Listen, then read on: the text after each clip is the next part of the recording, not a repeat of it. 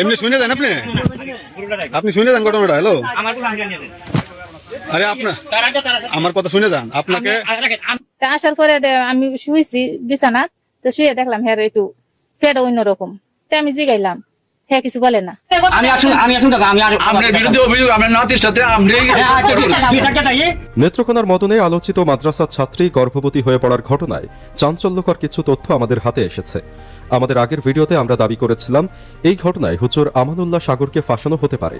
আর হুজুরকে ফাঁসাতে যে ব্যক্তি কলকাঠি নেড়েছেন তিনি ডাক্তার সাইমা। বিশেষ করে তিনি যেভাবে কোনো ধরনের তদন্ত ছাড়াই হুজুরের বিরুদ্ধে কথা বলা শুরু করেন তাতে কিছুটা হলেও অনুমান করা যাচ্ছিল ভেতরে অন্য কোনো কাহিনী থাকতে পারে। এবার 2 দিনের মাথায় জানা গেল ওই ডাক্তার এখন লাপাত্তা, নিজের চেম্বার বন্ধ। আসসালামু আলাইকুম প্রিয় দর্শক, নেত্রকোনায় যে 11 বছরের শিশুর সাথে অমানবিক আচরণ হয়েছে সেটার জন্য সেই শিক্ষক গ্রেপ্তার হয়েছে। আমানুল্লাহ সাহেব গ্রেপ্তার হওয়ার পরেই তিনি দাবি করেছেন তার নানা সেই অপরাধী, অর্থাৎ মেয়ের নানাই এই কাজ করেছে। ইতিমধ্যে তার নানাও স্বীকার করেছে, ডিএনএ টেস্টেও ধরা পড়েছে। আসুন বিস্তারিত এই ভিডিওটি শেষ পর্যন্ত দেখতে থাকি। এমনি শুনে যান আপনি আপনি শুনে যান ঘটনাটা। হ্যালো, আরে আপনার আমার কথা শুনে যান। আপনাকে তা আসার পরে আমি শুয়েছি বিছানাত, তো শুয়ে দেখলাম হ্যাঁ একটু ফেড অন্যরকম। তাই আমি জিগাইলাম, হ্যাঁ কিছু বলে না। তা না বললে আমি আবার মদন গেলাম, গিয়ে আমার পরীক্ষা করলাম। তা পরীক্ষার মধ্যে ধরা পড়লো বলে 6 মাসের প্রেগনেন্ট। অভিযোগ আপনার নাতির সাথে আপনি এইসব পরীক্ষা করা যদি এর মধ্যে রয় আমার, তাহলে আমার বিচার করবো, আমার হাসিও। আমার মেয়েরা ছেলে মেয়ে নিয়ে আমার বাপের বাড়িতে আমি থাকতাম, কিন্তু আমার অভাবের সংসার, এই জন্য আমি সিলেটে যাই বাসায় কাজ কাম করি, আমার ছেলে মেয়ে ফালি। কিন্তু আমার মেয়েরা না মাদ্রাসাত পড়াত দিছিলাম। এই মাদ্রাসা তো আমি নাম এত নাম্বার নাম কই থাকতাম না, কিন্তু এই বরবাড়ি হাসাত বরবাড়ি পড়াত, আমার বাড়িও কিন্তু ফাঁসাত বরবাড়ি। কিন্তু পড়াত দেওয়ার পরে এই 3-4 মাস আমার কাছে গিয়ে রয়েছিল আমার মেয়ে। তা আসার পরে এই ঘটনা আমি জানি, বাড়িতে আইছি আমি, এখানে তো ছোট থাকতে উতুরো তাহে, কিন্তু 4 মাসের জন্য আমার কাছে গেছিন গিয়া। কিন্তু 4 মাস পরে আমি আবার বাড়িতে আসলাম আমার মেয়েরে নিয়ে। তা আসার পরে আমি শুয়েছি বিছানাত, তো শুয়ে দেখলাম হ্যাঁ একটু ফেড অন্যরকম। তাই আমি জিগাইলাম, হ্যাঁ কিছু বলে না। তা না বললে আমি আবার মদন গেলাম, গিয়ে আমার পরীক্ষা করলাম। তা পরীক্ষার মধ্যে ধরা পড়লো বলে 6 মাসের প্রেগনেন্ট। তো ধরা পড়ছে ওরা, আমি আমার মেয়েরে ছাপ দিলাম বলে খার লগে এই ঘটনা। তাই আমার মেয়ে কইলো, মানে অনেক কিছু পরে বলার পরে হে কইলো আমারে বলে হুজুরের লগে, আর কেউ না, হুজুর। তে হুজুরের লগে এই কাম করছে। তে হুজুরে এখন কি বলে না বলে এগুলো আমি জানি না। তে হুজুরের লগে করছে। তে আমি মনে করেন হ্যার ভাইয়ের কাছে বলছি, হ্যার ভাইয়া বলছে বলে আমরা সমাধান করে দিব। যদি হ্যার হুজুরে নাই করে, ভাইয়ের নাম কি বলেন? মাইমন, মাইমনে বলছে বলে আমরা এটা সমাধান করবো। তো সমাধান আবার এই কথা প্রথম আইসে সমাধান, পরে আবার গেছে গা, সমাধান করতাম না। বরবাড়ি গ্রাম, সেই মাইয়াটা ওইরকম আমার নাতি। নাম কি? মেঘলা জান্নাতুর, বয়স বয়স 10-11। এই মাইয়াটা আমার যে মাইয়া সেরি যে মা তা থাকতো সিলেট, সিলেট থাকতো। পরে হঠাৎ করে একদিন কইতে করতে মাঝে মাঝে কেন আমি তো হয়তো করি দিয়ে ভাড়া থাকতাম। একটু জোরে করে, আমি কান কম শুনি। শুরু থাকতো তুই আমার কাছে সেই বাচ্চাটা, পরে হঠাৎ করিয়া এনে মাঝে সামাতে তো ভর্তি আছে। পরে হঠাৎ করে একদিন মাইয়া আমার সাথে ঝগড়া লেগে মাইয়া ঋণ থাকা তার কাছে কি লিয়ে ঝগড়া লাগছিল? আমার সাথে বড় সংসার ইমার্জেন্সি কাটাকাটি লই আর কি ঝগড়া লেগে তার মাইয়া ঋণ থাকা নেওয়ার পরে 1.5 মাস পরে আবার হে লই আসি না। 1.5 মাস পরে? হ্যাঁ, এই যে আমার কোথায় নিয়ে গেছিল? তার বাড়ি সিলেট। সিলেট। তখন আমার সেরার অপারেশন হয়েছে, ভূতের বউয়ের সিজার হয়েছে। সিজার শুন নিয়ে রাগগুসা বাঙ্গায়া আইতে পারি আয়া হেরা আচ্ছা হেরা দেখি হেরা যেন টিকা হইছে না হইছে আমি এটা জানি না, কইছে না আমার মুখে দেওয়া বাবা কিছু আইয়ে না। এর পরে আসছে আপনার মেয়ে মানে নিয়ে আসলো, পরে কি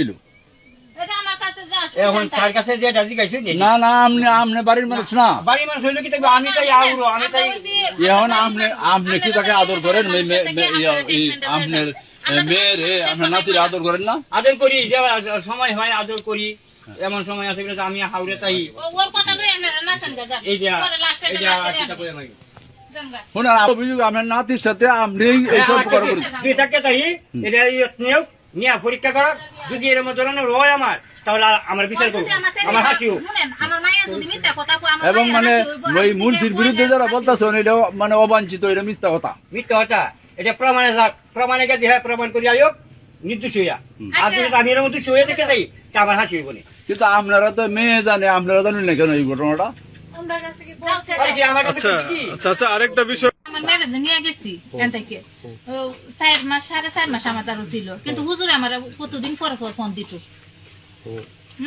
দিয়ে জিগাইতো জান্নাত কেমন আছে না আছে আমি তো জানি না এই রহস্য ঢুকে যে রয়েছে আচ্ছা পরে আপনি এই যে এই তার ভাইয়ের সাথে আপনারা একটু টাকা না দেওয়ার কারণে অভিযোগ করছেন না এবং না না না আচ্ছা বলা যায় এই যে আমরা এই যে হের কাছে জিজ্ঞাসা করে যার সাথে কইছে আচ্ছা আপনি কথা বলেন তাহলে একটু এমনি শুনে যান আপনি গুরুটা রাখ আপনি শুনে যান ঘটনাটা। হ্যালো, আমার গুলো আন্ডিয়া নিয়ে দেন আরে আপনার তার আগে তার আমার কথা শুনে যান। আপনাকে রাখেন আমি এখন আপনার বিরুদ্ধে অভিযোগ আপনার নাতির সাথে আপনি দুই থাকে তাই নেত্রকোনার মদনে আলোচিত মাদ্রাসা ছাত্রী গর্ভবতী হয়ে পড়ার ঘটনায় চাঞ্চল্যকর কিছু তথ্য আমাদের হাতে এসেছে। আমাদের আগের ভিডিওতে আমরা দাবি করেছিলাম এই ঘটনায় হুজুর আমানুল্লাহ সাগরকে ফাঁসানো হতে পারে। আর হুজুরকে ফাঁসাতে যে ব্যক্তি কলকাঠি নেড়েছেন তিনি ডাক্তার সাইমা। বিশেষ করে তিনি যেভাবে কোনো ধরনের তদন্ত ছাড়াই হুজুরের বিরুদ্ধে কথা বলা শুরু করেন তাতে কিছুটা হলেও অনুমান করা যাচ্ছিল ভেতরে অন্য কোনো কাহিনী থাকতে পারে। এবার 2 দিনের মাথায় জানা গেল ওই ডাক্তার এখন লাপাত্তা, নিজের চেম্বার বন্ধ, কারো ফোনও ধরছেন না। এই ঘটনা নতুন করে প্রশ্ন তুলেছে, তবে কি অন্য কারো অপকর্মের দায় চাপানো হচ্ছে আমানুল্লাহ সাগরের ওপর? তারপরে সে আমাকে বলল, ম্যাডাম আমার পেটটা ভার ভার লাগে, কি জানি লড়ে। শুধু ডাক্তার সাইমা নিজে লাপাত্তা তা নয়, সেদিন সাক্ষাৎকারে সাইমা যেসব তথ্য দিয়েছিলেন সেখানেও দেখা গেছে নানা অসঙ্গতি। ডাক্তার সাইমা দাবি করেন মেয়েটির বয়স নাকি 11 বছর, কিন্তু বাংলা এডিশন দাবি করেছে তাদের হাতে মেয়েটির যে জন্ম সনদ এসেছে তাতে তার বয়স 15। এমনকি ওই ডাক্তার মেয়েটিকে এতিম বলে দাবি করেন, যদিও খোঁজ নিয়ে জানা গেছে মেয়েটির বাবা এখনও জীবিত। অনেকের দাবি ওই ডাক্তার মেয়েটির বয়স কম উল্লেখ করে এবং তাকে এতিম হিসেবে পরিচয় করিয়ে দিয়ে মানুষের সহানুভূতি আদায়ের চেষ্টা করেছেন। এখানেও প্রশ্ন উঠে যায়, তবে কি ভুক্তভোগী মাদ্রাসা ছাত্রের পরিবার ওই ডাক্তারের সাথে মিলে হুজুরকে ফাঁসানোর পরিকল্পনা করেছিল? এদিকে জানা যাচ্ছে ডাক্তার সাইমা FCPS প্রথম পর্বই পাশ করেননি এবং তিনি ময়মনসিংহ মেডিকেল থেকে কোনো PGT করেননি, অর্থাৎ এই ডাক্তারের সার্টিফিকেট নিয়েও প্রশ্ন রয়েছে। তাছাড়া মাদ্রাসা ছাত্রী গর্ভবতী হয়ে পড়ার পেছনে আরও অনেক কিছুই গোপন করা হয়েছে। যেমন পরিবারটি দাবি করে তারা 7 মাসেও কিছু টের পায়নি, অথচ একটি মেয়ে গর্ভবতী হলে দ্বিতীয় মাস থেকেই নানা ধরনের উপসর্গ দেখা যায়। এখানেই শেষ নয়, শিক্ষক আমানুল্লাহ যে মেয়েটির এই অবস্থার জন্য তার নানাকে প্রশ্নবিদ্ধ করেন, সেই নানাকে প্রশ্ন করলে তিনিও এক একবার এক এক ধরনের উত্তর দিচ্ছেন। তার কথাতেও লক্ষ্য করা গেছে নানা ধরনের অসঙ্গতি। এত কিছুর পরেও শুধুমাত্র মেয়েটির কথার উপর ভিত্তি করে শিক্ষক আমানুল্লাহকে গ্রেফতার করা হয়েছে। এমনকি মাদ্রাসা শিক্ষক আমানুল্লাহ সাগরকে 3 দিনের রিমান্ডও দিয়েছে আদালত। এখন প্রশ্ন হলো, ভিকটিম যে কারো নাম বললেই কি তাকে গ্রেফতার করে রিমান্ডে নেওয়া যায়? ডিএনএ পরীক্ষা এবং এর রেজাল্ট না দেখেই রিমান্ড কতটুকু যৌক্তিক? আমাদের এই ভিডিওর উদ্দেশ্য কারো পক্ষে সাফাই গাওয়া নয়, আমি ভুক্তভোগীর পক্ষেই বলছি। প্রকৃত অপরাধীর অবশ্যই বিচার হোক। অনেকেই বলতে পারেন যে হুজুর পলাতক ছিলেন কেন? ভিকটিম নিজেই জবানবন্দি দিয়েছে, তারপরও কেন প্রমাণ লাগবে? আমরা হুজুকে বাঙালি, হুজুকে মব সৃষ্টির মতো যে কোনো ঘটনা ঘটিয়ে দিতে পারি, তাই হয়তো ভয়ে লুকিয়েছিলেন। আর মেয়েটিও হয়তো কারো প্ররোচনায় হুজুরের নাম বলতে পারে। তবে কোনো ধরনের প্রমাণ ছাড়া শুধু কথার ভিত্তিতে হুজুরকে রিমান্ডে নেওয়ার বিষয়টি মেনে নেওয়ার মতো নয়। এখানে প্রশ্ন এসে যায়, তবে কি দেশের সব আইন প্রয়োগ হয় শুধু দুর্বলদের ওপর, সবলদের ওপর নয়? আমানুল্লাহ সাগরকে কোন আইনের ভিত্তিতে রিমান্ড মঞ্জুর করা হলো, যেখানে তিনি সুস্পষ্ট ভাষায় বলেছেন ডিএনএ রিপোর্ট যদি তার বিরুদ্ধে চায় তবে তা তিনি মাথা পেতে নেবেন? এরপরও কোন আইনের ভিত্তিতে তাকে 3 দিনের রিমান্ডে নেওয়া হলো? এটা নিশ্চিত যে তার উপর জুলুম করা হয়েছে, শুধু তার উপরই নয় গোটা আলেম সমাজের ওপরও। সে প্রকৃত দোষী হলে একপাক্ষিক নয়, বরং উভয় পক্ষকেই তদন্তের মাধ্যমে দোষী শনাক্ত করে দৃষ্টান্তমূলক শাস্তির আওতায় আনা হোক। সেটা আমরা সকলেই চাই। জানি না এদেশের আইন কবে ইনসাফ ভিত্তিক হবে। পরিশেষে বলতে চাই, অভিযোগ প্রমাণিত হওয়ার সুস্পষ্ট বৈজ্ঞানিক পদ্ধতি হলো ডিএনএ টেস্ট। যেহেতু মেয়ে তার নানার বাড়িতে থেকেছে, মেয়ের সৎ বাবাও